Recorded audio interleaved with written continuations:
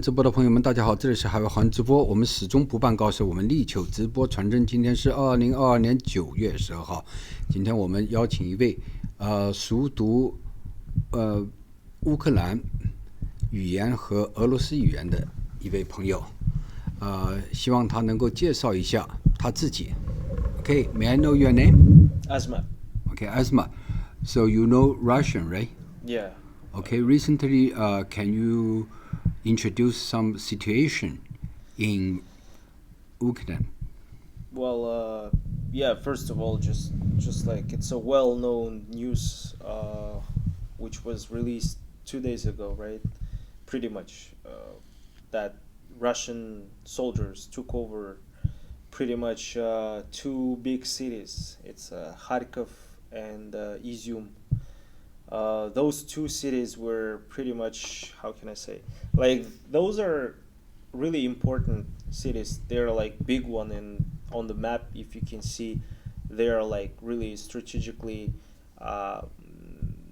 big cities, which stays in front, like pretty much beside each other and facing the border between Russia and Ukraine. So, Excuse me, may I interrupt you? Who take over? Ukrainian take over. Yeah, Russia. Ukrainian soldiers took over back their territories, right? Okay. And that's the 2 biggest cities. And I wasn't expecting like anything like that, because it's unusual for everyone. I guess many countries are shocked right now, like by what's happening in Ukraine, and how Ukraine is imagined like hitting back Russian soldiers by taking over their the territories that they occupied, right? Because I've seen a lot of videos on Telegram, on the Russian and Kazakh and many sources showing how Ukrainian soldiers are flying up their flags, saying that they took over back their cities, right? So yeah, that's pretty much the whole news so far, and I hope President Zelensky will keep up working on that way, by counter-defensing, right? By because if you can see, even like on the videos of Russian soldiers and Ukrainian soldiers, you can see mostly Ukrainian soldiers are not just childs, right? Like they're not like 18, 19 years old.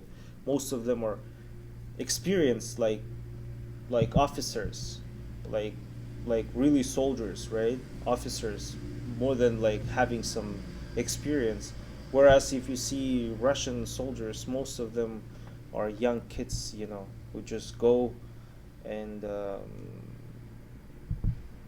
I don't know what's in their mind, but I don't think so that in 18 years you're gonna be able to fight against the country which defending themselves. So you mean they are young because they are naive? They always just play the game on the internet, right? The biggest mistake of generation that thinks that nowadays 18 years old guys who was born in 2002, 2018, 19 years old guys, they're not like used to be before. People are trying to compare what happened, the kids who was born in World War I, World War II, and then like maybe some other civil wars. It's not like that. Nowadays kids are, so that's why first hit was crazy. The kids of Russian military, the army, they were literally burning in their tanks, because all they knew how to drive, but they didn't know, and they didn't even have any idea of tactics. When you go somewhere in front, when you're taking over someone's territory, you have to be careful, because you're taking over someone's land, and if you don't know where you're going, you're definitely gonna be dead, right? Except this one, do you think The Russian lost a lot of officer. Of course, yeah. That's There's another a lot reason. I've seen there's 2 or 3 main officers from Chechen, and then definitely there's a lot of officers and main lead hand guys. I don't know what's their, what's they called, their positions, right, in the army, but many of them dead. I could tell you, that's for sure. So when you read the Russian news or TV, did they... That's a good question. Even them, they're being right now in very big panic by blaming the government, saying that they have to change something. If they're not gonna change something, then it's a weak spot. It means you guys can even check on the map the territories that Ukraine took back. For Ukraine right now, if they would love to, if they would want to, they can even take over Russian territories, pretty much close to the border between Russia and Ukraine.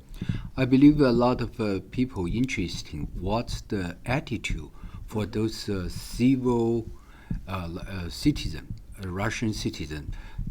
Do they still support Putin, or they try to blame him? Well, that's the thing. When you read the news, what you? Well, I mean, it's just pretty much simple. I can tell you in a simple way. Russian people, if they're not striking or having any other kind of strikes by voting against the war, then most of them are agree. That's why. In the imagine if I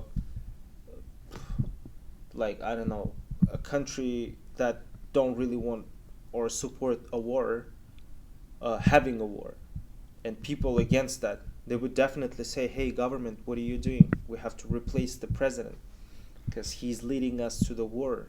It means Putin may be assassinated. Yeah, but I mean, people support Putin, so that's why if you go outside, you can see that people don't care what's happening, or either they support, either they afraid, either they don't care.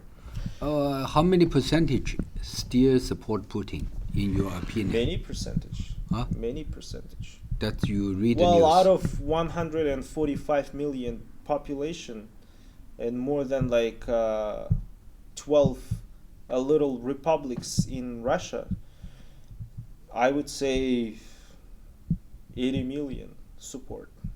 I mean, percentage, how many? 80%? 80 million people 80. Out of 100 million. That means 80% still support him, right? Not 80. Yeah, it's pretty much, I would say, 70 something. 70 something. Okay. Majority of people. So. What you predict in the future? It means Putin will be lost or what? I guess so. That's pretty much what's coming up to his ending. Because, I mean, he's leading the country down. It means sinking, right? Okay. Now today we interview from towards here. Let's meet next time. Okay? Yeah, sure. Thank you. Yeah, no problem.